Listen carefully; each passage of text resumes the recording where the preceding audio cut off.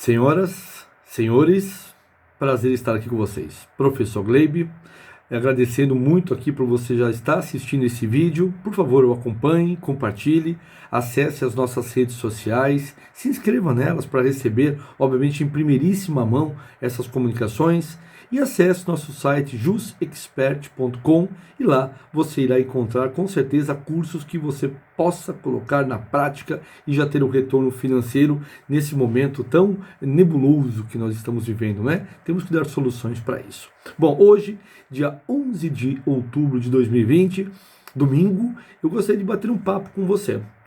Quais são as maiores fraudes trabalhistas, falsidades documentais que existem na área trabalhista? Ou seja, eu juntarei nesse vídeo direito do trabalho, relação de emprego, relação de trabalho com a fraude documental. E o porquê que você tem que assistir esse vídeo e o porquê que você tem que ter esse conhecimento. Primeiro, se você for empresário, para que você não seja ludibriado. Se você for empregado, para que você também não seja ludibriado da outra parte. Porque nós lidamos com seres humanos. E ser humano, nós sabemos muito bem que ele tem um lado tanto bom quanto um lado ruim. E nessa situação que nós estamos vivendo, pessoal, de muita incerteza em virtude da pandemia, as pessoas estão deixando aflorar esse seu lado mais obscuro, se é que posso chamar assim. Tá? Então é muito importante que você compartilhe esse vídeo. Quanto mais pessoas tiverem conhecimento, sem dúvida nenhuma, será melhor. O caso que eu já chamo a atenção de vocês aqui, nós temos um desembargador do TRF Rio de Janeiro, que está sendo indicado pelo presidente da República a ser ministro do STF, no lugar, obviamente, do Celso de Mello. E através da liberdade de imprensa que existe ainda no Brasil, nós temos a liberdade, a autonomia de poder apurar o currículo daquela pessoa. E hoje é muito simples. As pessoas se entregam nas redes sociais, pessoal. Não precisa ser o famoso desembargador ou futuro ministro, mas todos se entregam nas redes sociais.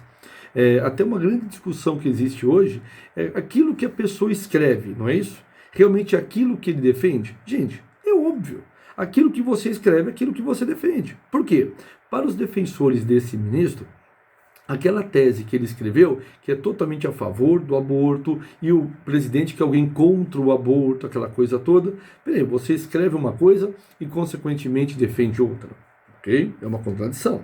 Segundo ponto que se faz importante, existem currículos públicos hoje, como o Lattes, que é o mais famoso no meio acadêmico, o Escavador, que normalmente quando você coloca o nome de uma pessoa no Google, ele busca aquela situação. Então, obviamente, as pessoas, se colocarem qualquer informação que seja fraudulenta, qualquer informação que seja, vamos dizer assim, gente, não condiz com a realidade, obviamente que é fácil, está lá o nome da universidade. É só ligar para a universidade e perguntar: fulano de tal estudou aí? Sim, não, acabou. Isso tem que ser público. Cleber, mas isso não seria um interesse único da pessoa? Não, gente. Quando nós fazemos uma dissertação, ou uma tese, mestrado, doutorado, isso é chamada banca pública. Todo mundo pode assistir. Você pode assistir qualquer banca de doutorado. É feito o edital na própria faculdade, marcando o dia e a hora, e lá são reunidas as pessoas. Não é? Lembro-me eu, quando fiz o mestrado, que ficou lá assistindo uma galera. Tá certo, senhores? Ficam lá os professores, o meu orientador e, consequentemente, os outros dois professores convidados, e eles ficam sabatinando a gente com perguntas, né? E assim mesmo é no doutorado. Só que no doutorado agora são 5 que vão fazer isso. E isso pode ser aberto? Pode. Professor, e se tiver, por exemplo, de forma online, como está acontecendo agora, eu posso assistir também? Claro que você pode. Então, gente, primeira coisa, essa discussão que existe. Se teses ou dissertações, a sua defesa, elas são públicas, são sim, senhor. Tá certo? Então, já para começo de conversa, quem está falando isso está falando errado. Tá? E por que eu estou falando isso, pessoal? Simples. Porque esse futuro ministro do STF, Marques, ele não será um funcionário público, gente. Será um servidor público. E como ele está com 48 anos de idade, ele vai ficar, obviamente, até os 70, meu filho. Então nós temos aí, no mínimo, 22 anos deste ministro. Tá? Então é importante que a gente conheça, porque os 11 ministros do STF, claro que nós temos claro, gente, as decisões maiores do Brasil são tomadas por eles. Eles que batem o martelo. Veja que o Gilmar Mendes, né, soltou um líder de uma facção criminosa e o Fux, né, revogou, mas não deu tempo, o fulano já fugiu. Entende? Espero que seja resgatado alguma coisa. Tá? Mas só para vocês terem uma ideia, que são decisões que influenciam todo o Brasil. Gleber, mas o que isto tem a ver com o direito do trabalho e com a perícia grafotécnica? Absolutamente tudo. Tudo. Por quê? Quando nós falamos em Supremo Tribunal Federal, quando nós falamos, gente, em uma empresa do bairro, só mudou o quê? O seu tamanho. Conforme falava Hermes Trismegisto, né? Quem respeita o pequeno, respeita o grande. Ou seja, não importa, os fatos que acontecem muitas vezes na lanchonete aqui na rua de casa, é o mesmo fato que acontece em órgãos superiores. Claro que aí tem uma diferença grande do ponto de vista privado e público, que quem vai pagar os valores desse ministro somos nós, e quem paga o valor desse empregado é o dono da lanchonete. Mas as fraudes são idênticas, pode ser na lanchonete do seu José, pode ser no Supremo Tribunal Federal. As fraudes, elas são meio que de caráter padrão. Então vamos aprender agora quais seriam essas fraudes, pessoal. A primeira coisa, campeã de fraude, são os atestados médicos. Indubitavelmente, atestado médico, ainda mais com essa onda de pandemia do Covid-19, indubitavelmente, pessoal, é o grande campeão, tá certo? É a medalha de ouro. As pessoas, elas falsificam o quê? O atestado em si, né? Eles pegam qualquer atestado da internet, imprimem, preenchem, colocam um carimbo, bem tosco, não é?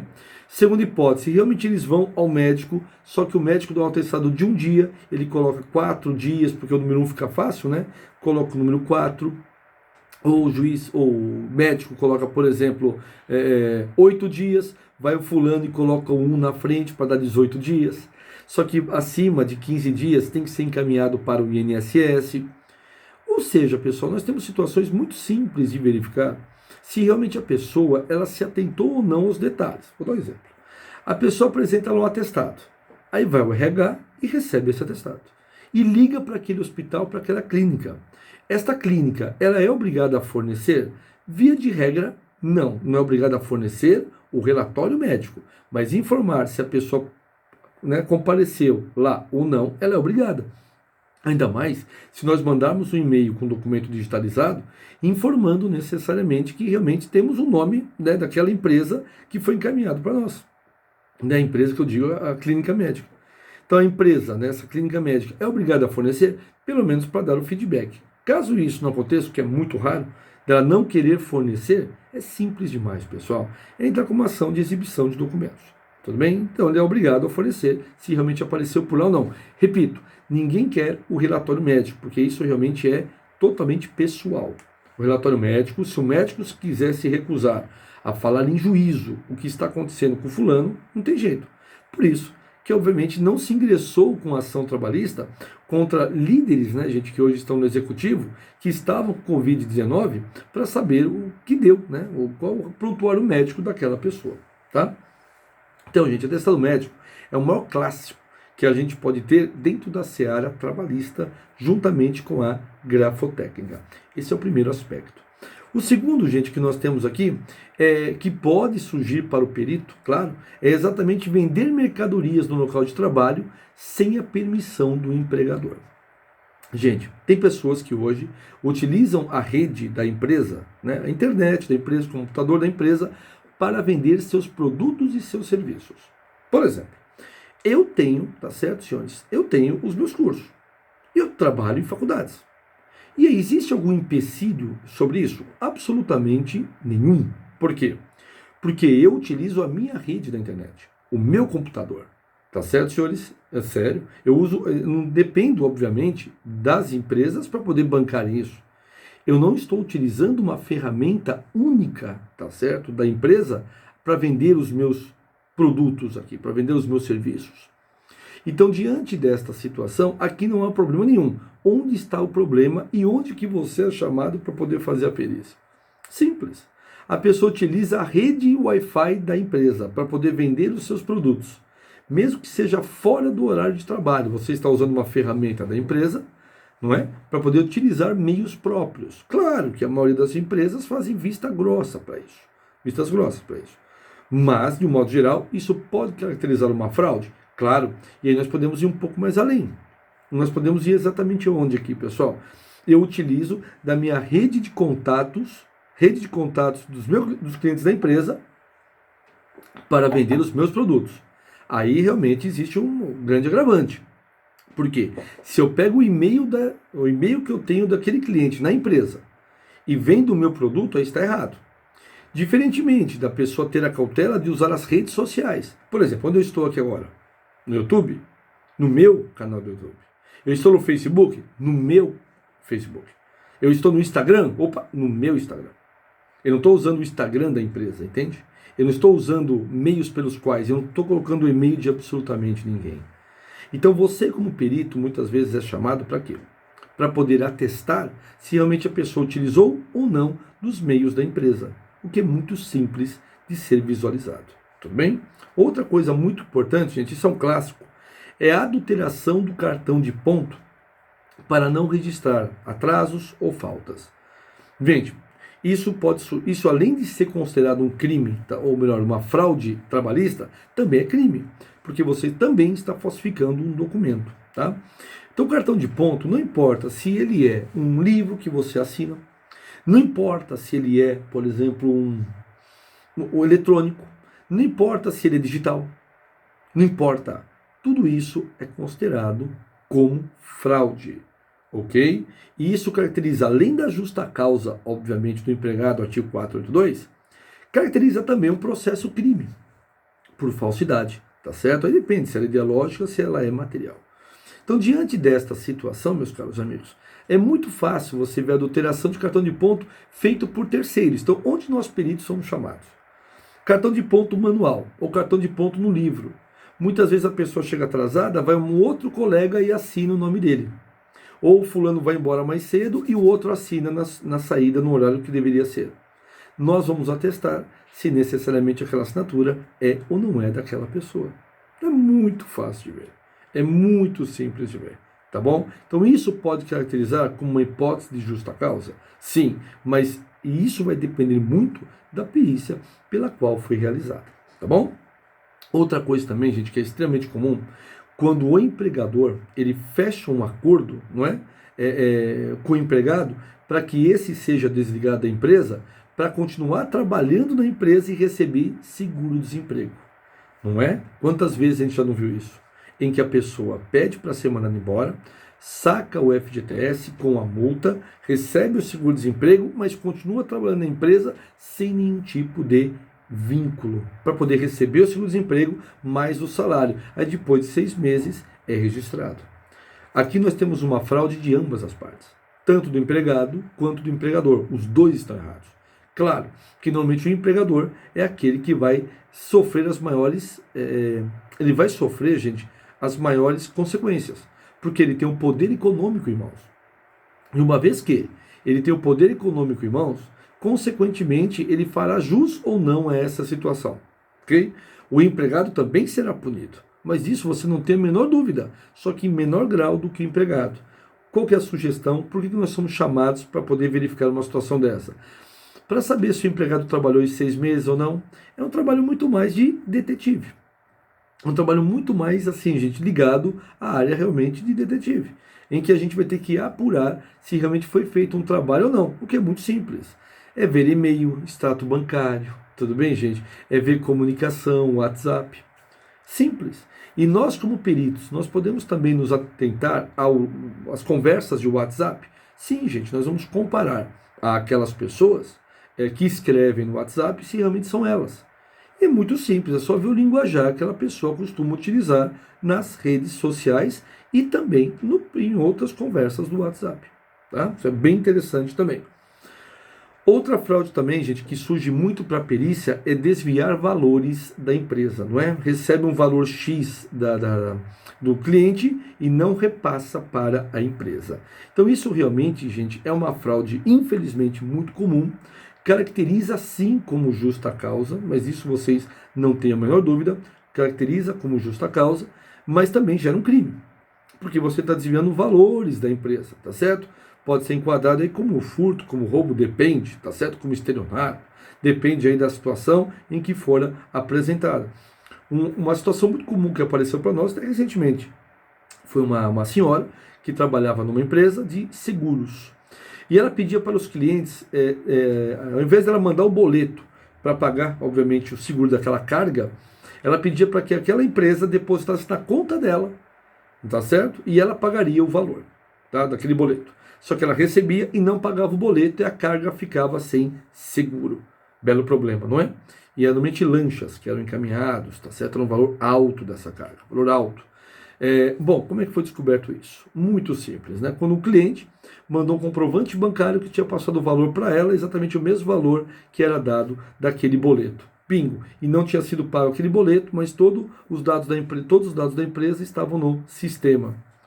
Gente, não há nem o que falar, não há nem o que discutir, tá certo? É só o perito comparar o que foi pago, o boleto que foi pago, o não pago, o depósito bancário, a transferência que foi feita, fazer essa comparação e determinar se houve fraude ou não, tá?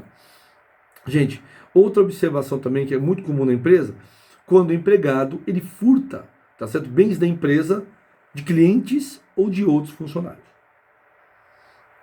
Isso também pode caracterizar a gente como uma fraude? Sem dúvida nenhuma, tá bom?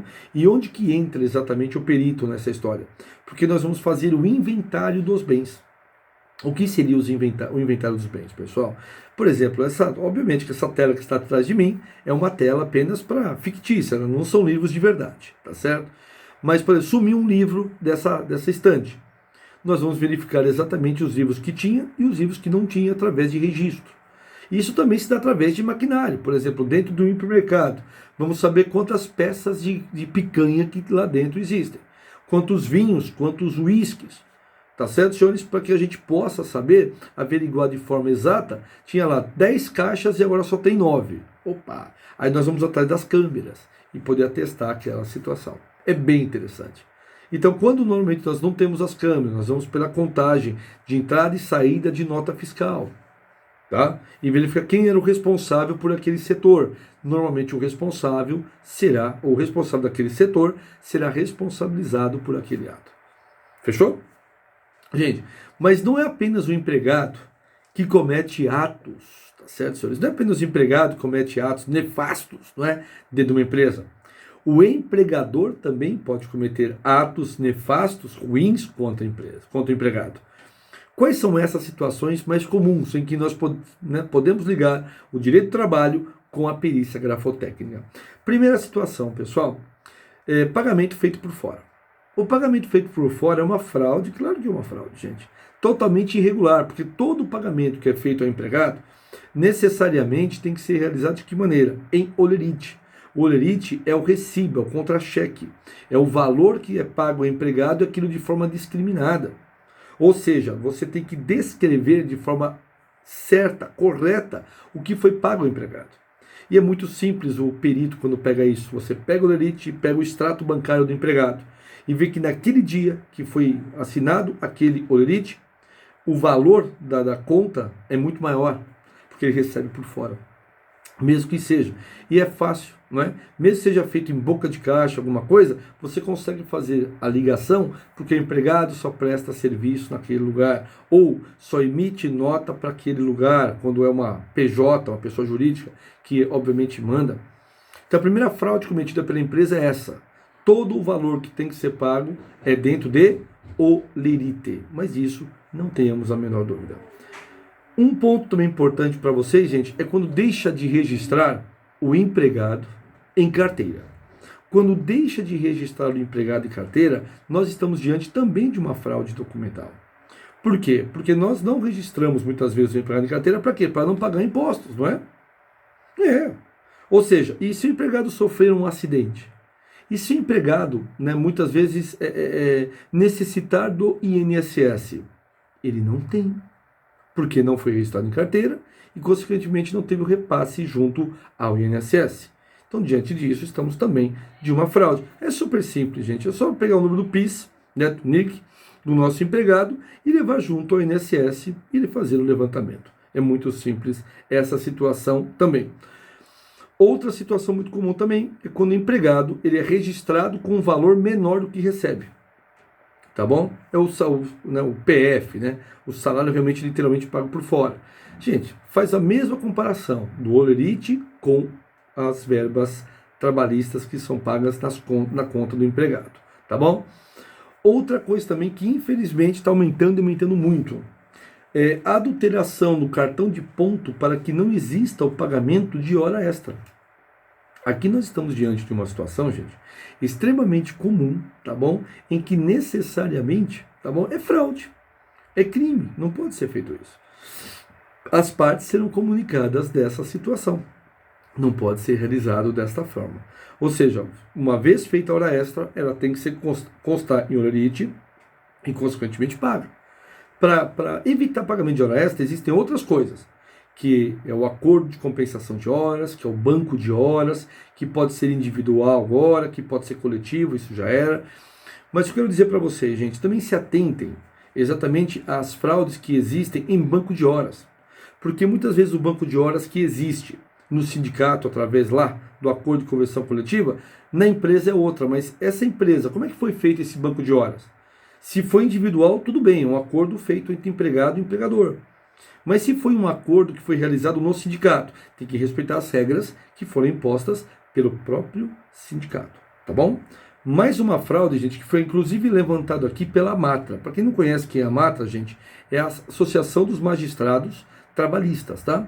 E uma das maiores fraudes que eles estão colocando aqui pra gente, sem dúvida nenhuma, gente, é o que? As cooperativas.